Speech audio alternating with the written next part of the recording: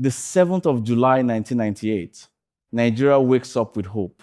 For 5 years, the man who won the freest election this country had ever seen sat in a prison cell. He refused every deal the military offered. He chose a cage over surrender. Today, the door is finally opening. The Americans arrive. Thomas Pickering, Susan Rice. The meeting is about his freedom. Tea is served. Within minutes of drinking that tea, something changes. He starts slurring his words. He stands up, walks to the bathroom, comes back with his shirt turned off. For a proud, deeply dignified man that alone tells you something is wrong, he sits back down, then he slumps, then he slides to the floor. The Americans panic. They check his pulse. They call for doctors. But by that afternoon, the man who had refused to kneel, who had chosen a prison cell over surrendering his mandate, is dead. And the question that exploded across Nigeria in the hours that followed has never been fully answered. Was this a natural death? Wole Soyinka, in his 2006 autobiography, categorically asserted that Abiola was presented with a poisoned cup of tea. Abacha's former chief security officer, Hamza al-Mustafa, alleged that Abiola was in fact beaten to death and claimed to have video and audio evidence he has never released.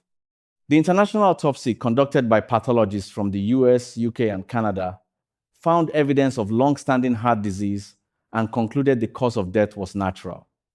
US Department of State, the military said, heart failure. The family said, murder. The streets of Lagos, Abeokuta, and Ibadan erupted. At least 10 people were killed in the riots that followed. The anger was not just grief, it was the rage of a people who had seen this before. Amnesty International, because here is what nobody could get past. Abacha dies. Heart attack. Abiola dies. Heart attack.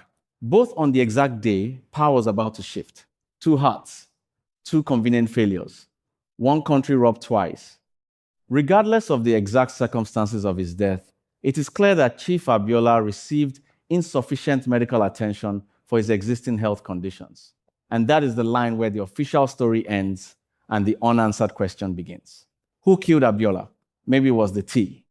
Maybe it was 5 years in a cell with no proper medical care. Maybe it was a system that had already decided he could never be president and meant to keep it that way. The truth is, Nigeria has never fully answered that question. And until it does, June 12 will never just be a public holiday. It will always be a wound. What are your thoughts? Let's connect at the comment section.